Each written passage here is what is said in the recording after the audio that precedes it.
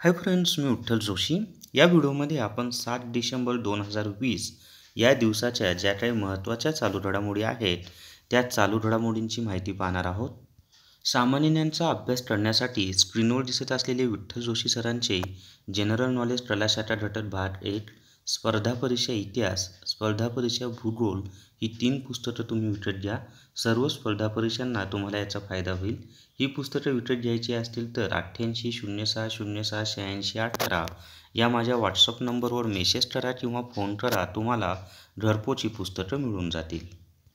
पहिला प्रश्न आहे, इंटरनेट स्पीडच्या बाबतीत भारताचा जगामध्ये कितवा क्रमांक आहे?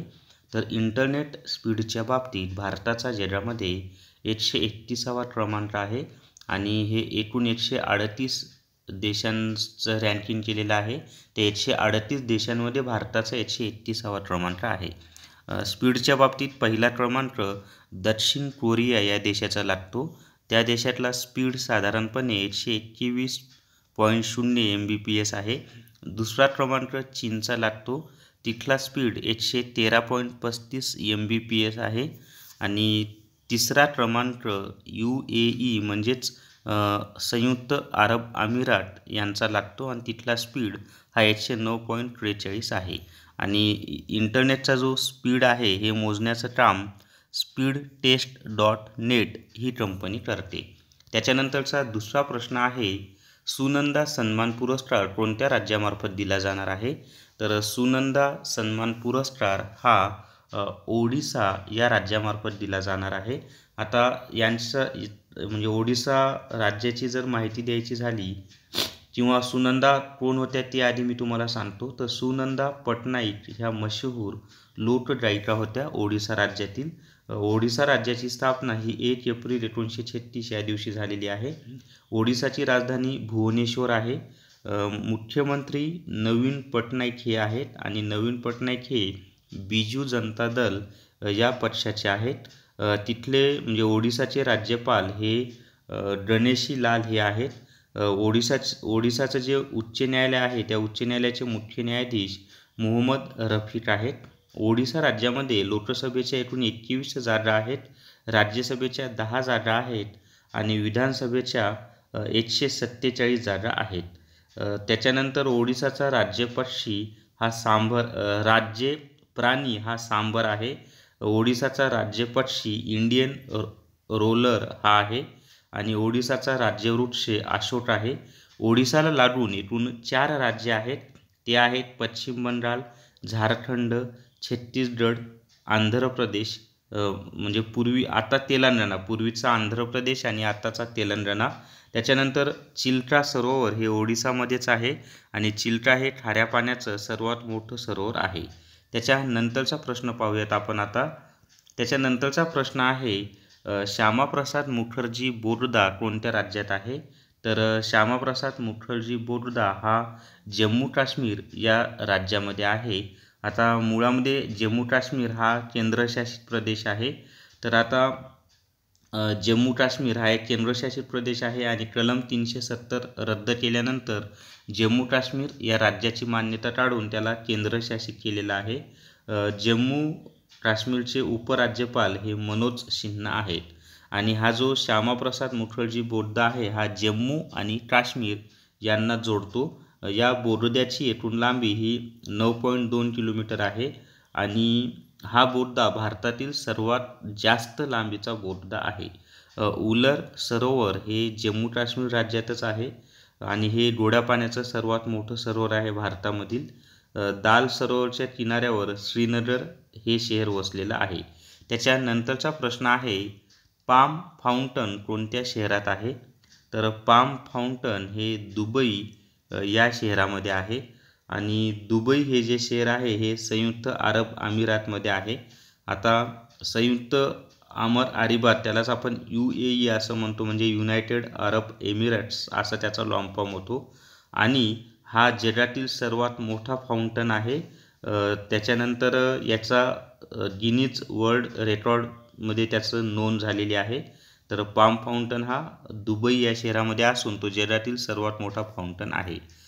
5वा प्रश्न आहे, G20 अँटी करप्शन वर्किंग ग्रुपच्या पहिल्या मंत्री स्तरावरील बैठकीला भारतामार्फत कोणी प्रतिनिधित्व केले?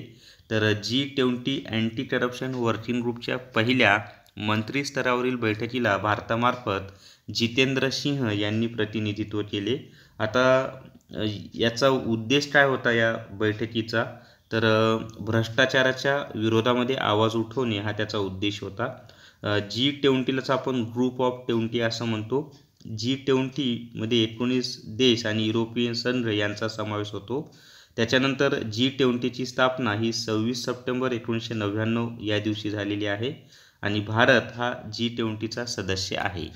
त्याच्यानंतर 6वा प्रश्न आहे, नाटो या संघटनेने कोणत्या देशामध्ये अंतरिक्ष केंद्र स्थापन करण्यास सहमती दर्शवली आहे? तर नाटो या संघटनेने जर्मनी या देशामध्ये अंतरिक्ष केंद्र स्थापन करण्यास सहमती दर्शवली आहे. आता नाटोचा लॉंग फॉर्म असा आहे, नॉर्थ अटलांटिक ट्रीटी ऑर्गनायझेशन. खूप परीक्षांत हा लॉंग फॉर्म विचारलेला आहे. नाटोची स्थापना 4 एप्रिल 1949 या दिवशी झालेली आहे. नाटोचे मुख्यालय ब्रुसेल्स या ठिकाणी आहे आणि सध्या नाटोचे महासचिव हे जेन्स स्टोल्टेनबर्ग हे आहेत. आंतरराष्ट्रीय कामगार संघटनेच्या गव्हर्निंग बॉडीचे अध्यक्षपद कोणत्या देशाला 35 वर्षानंतर परत मिळालेले आहे? तर आंतरराष्ट्रीय कामगार संघटनेच्या गव्हर्निंग बॉडीचे अध्यक्षपद भारत या देशाला 35 वर्षानंतर परत मिळालेले आहे. भारत हे त्याचं उत्तर आहे. आणि याच्याविषयी माहिती द्यायची झाली आंतरराष्ट्रीय कामगार संघटनेची, त्यालाच आपण ILO असं म्हणतो, म्हणजेच इंटरनॅशनल लेबर ऑर्गनायझेशन. याची स्थापना 1919 मध्ये झालेली आहे. आंतरराष्ट्रीय कामगार संघटनेचं मुख्यालय जिनेवा या ठिकाणी आहे आणि जिनेवा हे शहर स्वित्झर्लंड या देशात आहे. सध्या या संघटनेचे डायरेक्टर जनरल गाय रायडर हे आहेत. त्याच्यानंतर 8वा प्रश्न आहे, IMF या संघटनेचा 190वा सदस्य कोणता देश झाला आहे? तर IMF या संघटनेचा 190वा सदस्य अंडोरा हा देश झालेला आहे. म्हणजे एकूण 190 सदस्य झालेत आता IMFमध्ये आणि शेवटचा सदस्य 190वा अंडोरा हा देश आहे. IMF याचा लॉंग फॉर्म होतो इंटरनॅशनल मॉनिटरी फंड. त्याच्यानंतर याची स्थापना ही 27 डिसेंबर 1945 या दिवशी झालेली आहे. IMFचे मुख्यालय वॉशिंग्टन DC या ठिकाणी आहे आणि वॉशिंग्टन DC अमेरिकेमध्ये आहे. त्याच्यानंतर IMFचे सदस्य देश एकूण 190 आहेत आणि अध्यक्ष क्रिस्टालिना जॉर्जिवा हे IMFचे अध्यक्ष आहेत. पीपल्स अलायन्स या पक्षाचे किंवा या पीपल अलायन्सचे अध्यक्ष कोण आहेत? तर पीपल अलायन्सचे अध्यक्ष फारुख अब्दुल्ला हे आहेत.